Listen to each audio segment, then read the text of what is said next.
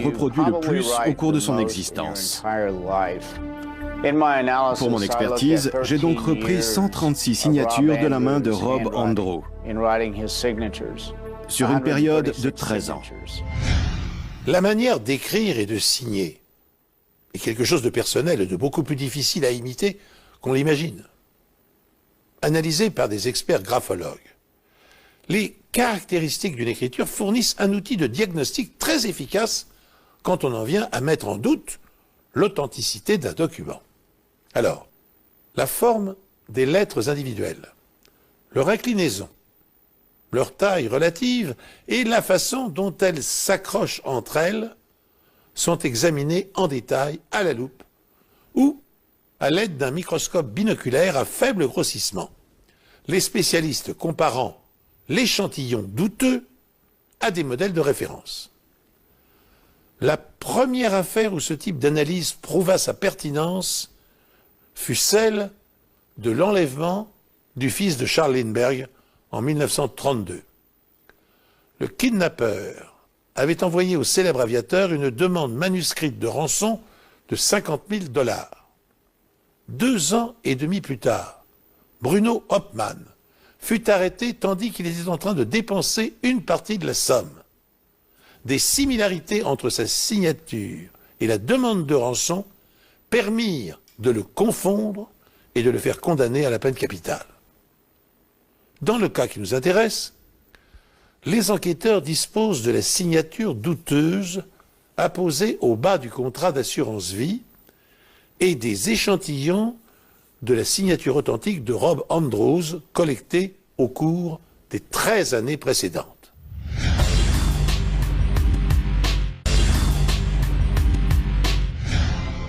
Bien entendu, la signature de Rob a évolué au fil des années. Avec le temps, la signature de Rob Andrew avait gagné en style. Elle était devenue plus artistique. 2 ans et demi avant sa mort, Rob ajoute même un petit élément à sa signature. J'avais remarqué une petite nouveauté en bas à droite. J'ai réexaminé toutes les signatures une à une, et j'ai vu que ce petit signe en forme de poisson revenait à chaque fois. Il s'agit en fait de l'ictus, un symbole chrétien que Rob a ajouté à sa signature pour exprimer sa foi. Un symbole qui n'apparaît pas sur le formulaire de changement de bénéficiaire. Ce symbole comptait beaucoup pour lui. Il apparaissait sur absolument tous les documents qu'il signait, y compris des documents très formels comme les documents d'entreprise. Or, on ne retrouvait pas ce symbole sur le nouveau contrat d'assurance vie. Utilisé du 1er au 4e siècle, l'ictus, qui signifie poisson en grec ancien, c'est un symbole chrétien à double sens. Il signifie à la fois le Christ, mais aussi les chrétiens, qui s'appelaient entre eux les piscis, les poissons. Les premiers chrétiens persécutés par les Romains l'utilisaient comme code secret pour se reconnaître entre eux. Mais ce symbole, qui est l'une des caractéristiques de la signature de Rob Andrews, ne figure pas sur le document douteux. Et ce n'est pas la seule différence que l'expert observe sur la signature du document en question. Rob Andrew avait l'habitude d'attacher le N et le D de Andrew. Une autre caractéristique qui n'apparaît pas sur le formulaire. Ce qui permet à Parrett d'affirmer avec certitude que quelqu'un a imité la signature de Rob. Reste maintenant à savoir qui. La police sait que Brenda Andrew tenait absolument à rester l'unique bénéficiaire de l'assurance vie de 800 000 $ souscrite par son mari. Et James Pavatt, son amant, avait les moyens de s'en assurer. Puisque c'est lui qui avait fait signer ce contrat à Rob.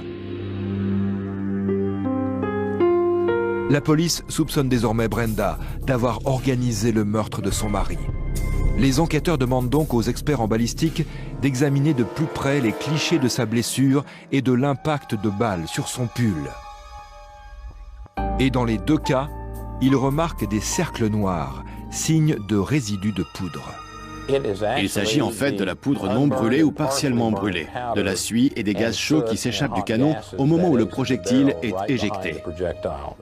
À l'aide du même modèle de pistolet, les experts procèdent à des tirs de comparaison pour déterminer la forme des résidus de tir.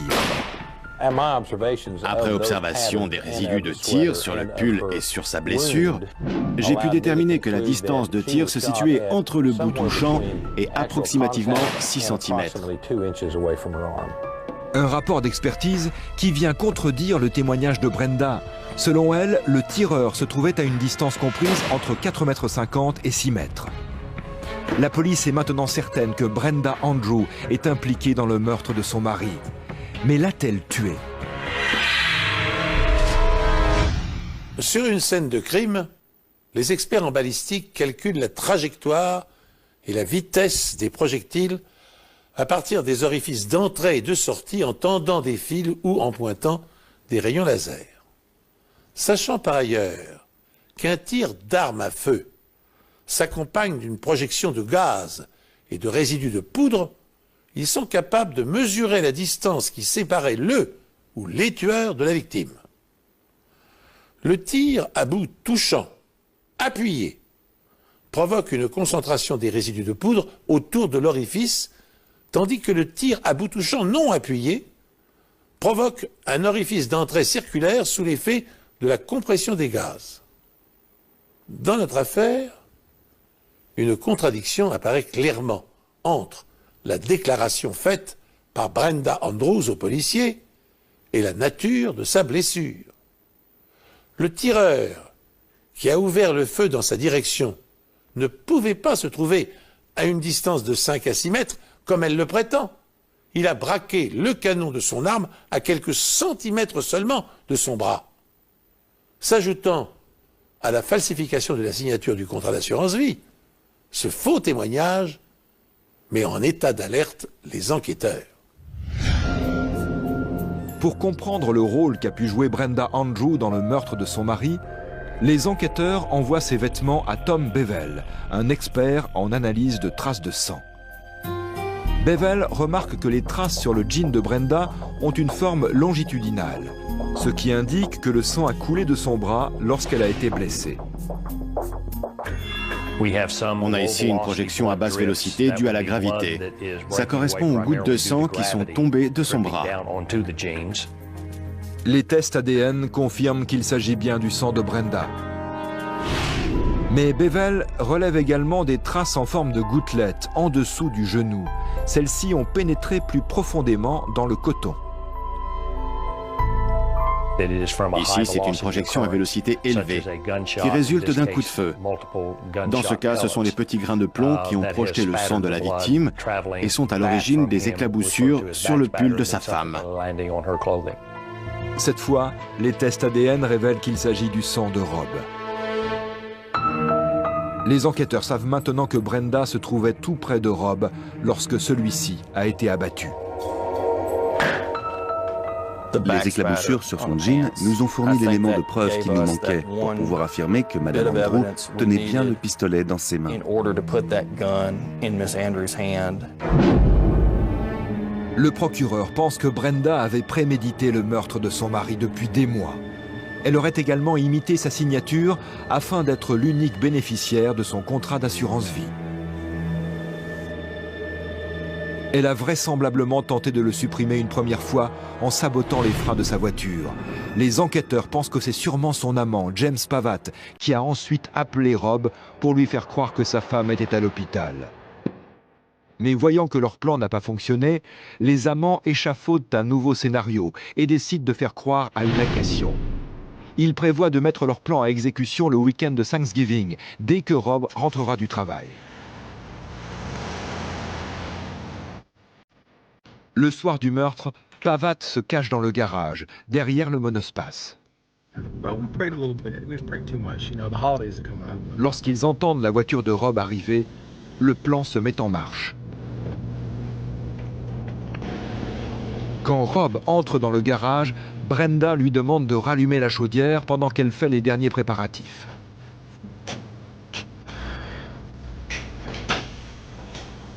Pavat tire le premier coup de feu depuis l'arrière du monospace.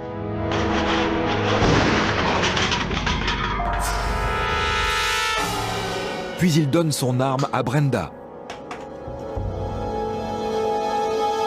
Il a vu son bourreau en face. On ne saura jamais ce qu'elle lui a dit. Les éclaboussures de sang sur le jean de Brenda prouvent qu'elle se trouvait à moins de 30 cm de lui.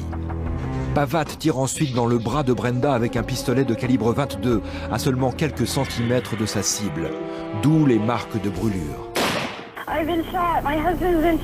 Brenda appelle ensuite la police pour leur faire croire à une agression, pendant que Pavat va se cacher dans la maison voisine. Les voisins de Brenda se sont absentés pour les fêtes et lui ont laissé la clé de chez eux. Pavat y reste au moins une journée, le temps que la police termine ses investigations sur la scène de crime. Lorsqu'il entend le fils des propriétaires pénétrer dans la maison pour prendre le courrier, il recharge son fusil de chasse, éjectant ainsi une douille. Heureusement, le jeune homme reste au rez-de-chaussée. S'il était monté à l'étage, il aurait sans doute lui aussi été abattu. Les enquêteurs ne retrouveront jamais l'arme du crime. Pendant nos investigations, on a découvert que M. Pavat avait acheté un pistolet de calibre 22 chez un armurier du coin, 1 mois avant le meurtre. Il avait carrément utilisé sa carte de crédit. On avait toutes les pièces du puzzle, mais dans le désordre. Et une fois que petit à petit on a réussi à les imbriquer entre elles, à faire le lien entre tous les indices, on a compris que sa femme était obligatoirement impliquée dans le meurtre. Brenda Andrew et James Pavat sont mis en examen pour meurtre avec préméditation. Mais ils sont jugés séparément. Pavat est le premier sur le banc des accusés. Nous, le jury, déclarons l'accusé James Dwight Pavat coupable de meurtre avec préméditation et le condamnons à la peine de mort. Lors du procès de Brenda, l'avocat général l'a décrit comme une sociopathe sans cœur. L'accusation montre aux jurés ses photos de vacances aux côtés de James Pavat et des enfants, alors qu'elle est encore mariée à Rob. Les jurés entendent également des messages laissés par Brenda sur la boîte vocale de Rob, où elle l'accuse, entre autres, d'être un mauvais père. Hey, it's Brenda. You halfway dad who can't even return calls about your children? You ought to call me if you even care one little ounce. Oh, that's right, you don't. We've been able to figure that out. Mais aussi un appel entre Rob et la mère de Brenda juste avant le crime. She does not like me.